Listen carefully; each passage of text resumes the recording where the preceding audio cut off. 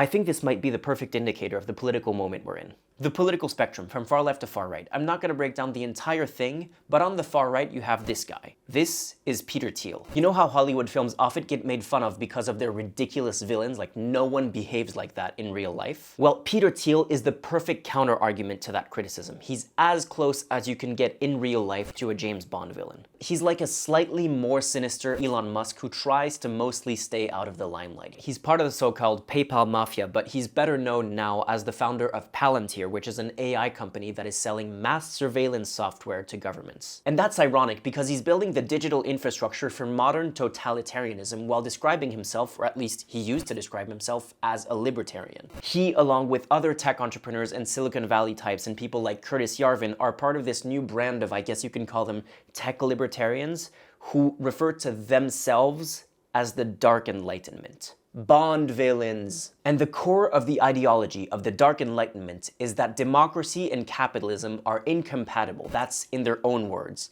And their solution to solving that incompatibility is to get rid of the democracy side of that equation. Curtis Yarvin talks about the need to replace democratically elected presidents with a CEO-type figure who would have plenary powers to run the country like a business without all of those pesky checks and balances. In other words, a dictator. But enough of them, because on the other side of the spectrum you have people on the far left, not as far left as the communists and anarchists, but slightly left of center left, called democratic socialists. Democratic socialists are slightly different than social democrats in one key way, which is that they believe democracy and capitalism are incompatible, and they want to solve that incompatibility by getting rid of the capitalism side of that equation. And this is the part that's crazy to me and the reason why I'm making this video, which is that number one, the Peter Thiel side is winning right now. They're either in power or close to power in the US, and they're gaining influence everywhere else in the world. And number two, moderates and centrists seem to think that democratic socialists who want to save democracy at the cost of capitalism